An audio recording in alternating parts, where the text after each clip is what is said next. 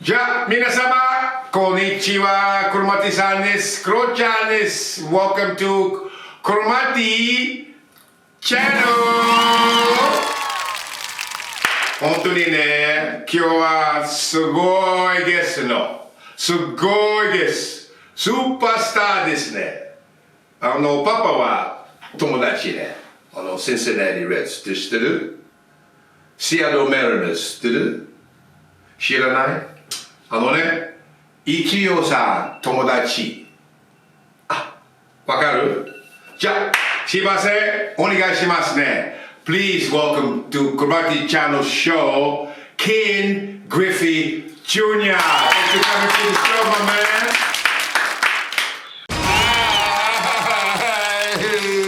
Oh, You still there? yeah. I don't see you though. Hold on. I still hear you. I know you can hear me. There you go. There you go. There you go. Okay. Oh, I lost you again. Oh, there you are. All right. Yeah. Here we go.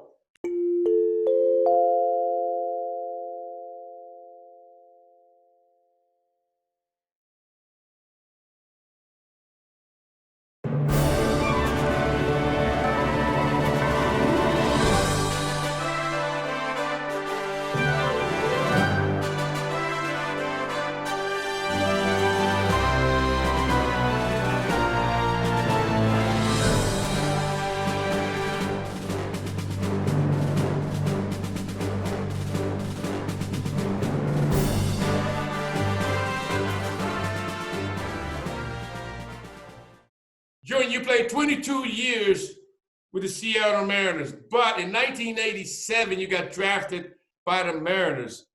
Were you a little surprised getting drafted by Seattle, or? No, for me, being drafted is, like I said, the hard part. My dad has said, it doesn't matter what team drafts you. You're on display every night for the other teams. So you got to go out and play because there may be a need of an outfielder, next year, next month. But you got to go out there and play. You can't take a day off. And those are things that I learned at an early age. I knew that at 14, 15, what it took to be a big leaguer by having a guy in my house. Well, I should say me living in his house. Well, I must certainly say, man, you had some real big time advantages growing up as a kid and being in that locker room. But I'm going to talk about that in a minute. But 22 years you played with Seattle Mariners. I know you had some memorable moments, but in your mind, your number one memorable moment with the Seattle Mariners? Playing with Dad.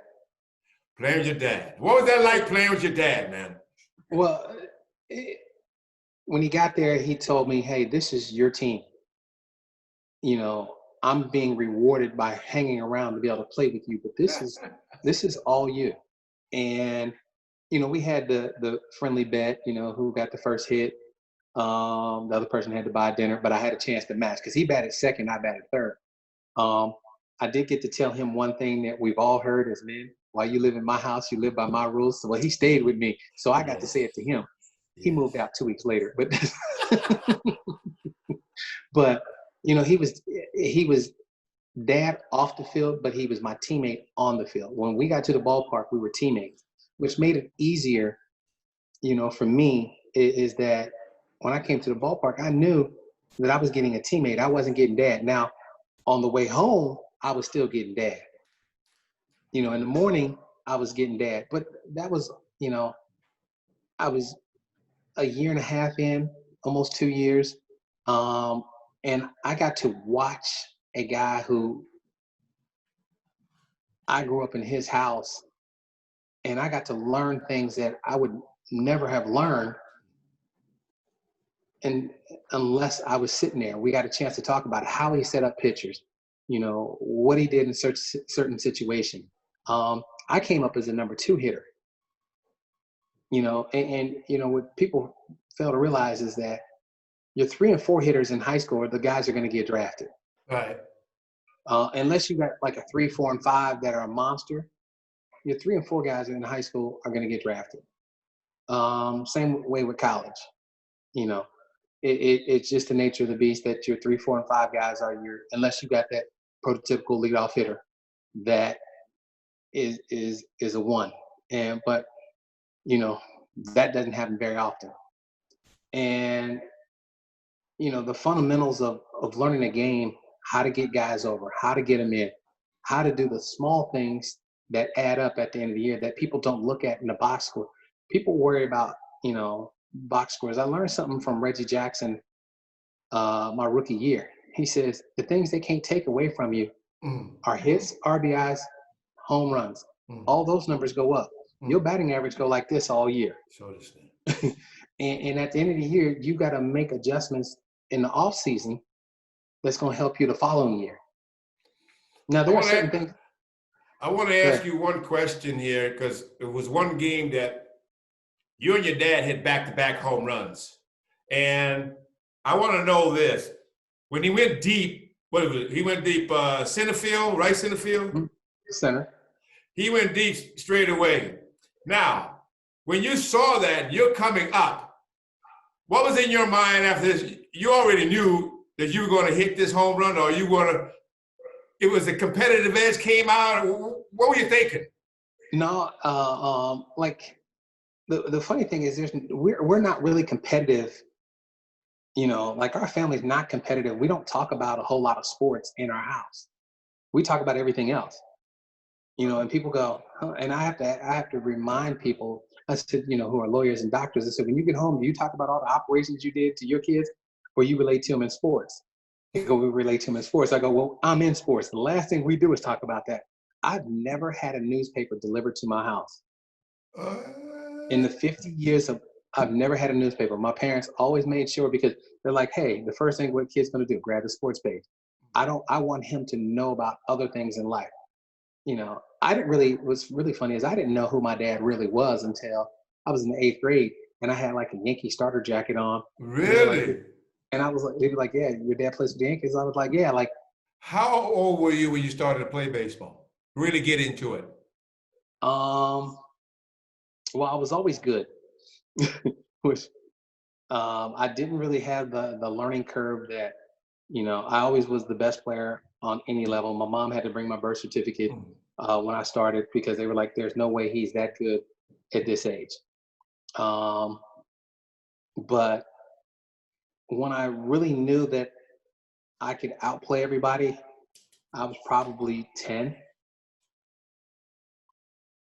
Like it got to the point where, you know, my parents were like, well, what do we do now? Where do we send him?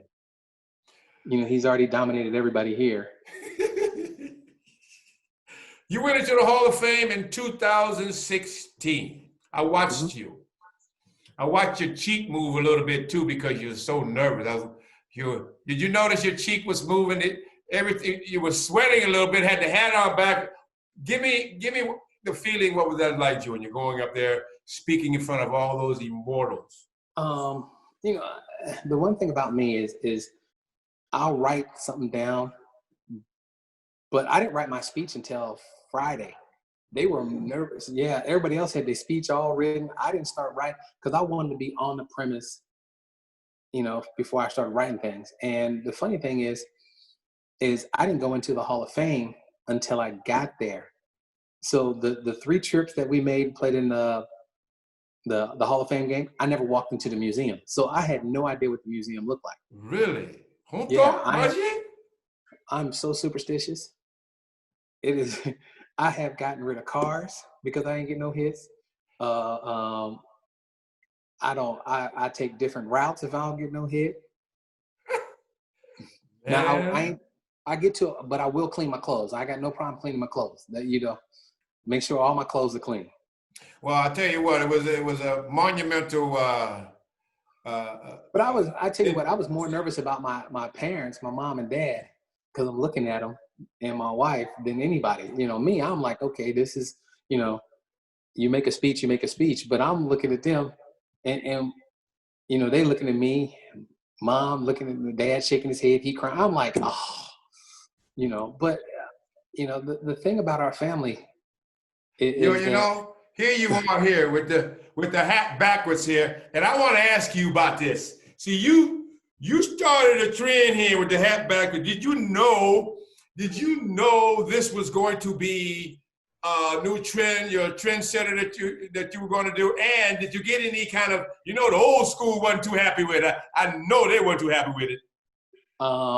If I told you why it happened, you'd start laughing. Tell me. Think about it. Okay. When did you play? When did I play? 77 through 90. Oh, right there. What did you have when you started in 77? What did I have? A cap. No, you had a fro. A what? You had a fro. Oh, I had an afro, yeah. Okay. Oh, yeah. Yeah. So, okay, I am a 5-year-old kid trying to wear my daddy's hat. Oh. So the bill of the hat kept hitting me in the face. So I just turned it around because I just wanted to wear my dad's hat. Is that right? Yeah, it wasn't because I wanted to be different. Anything. I just wanted to be like everybody else.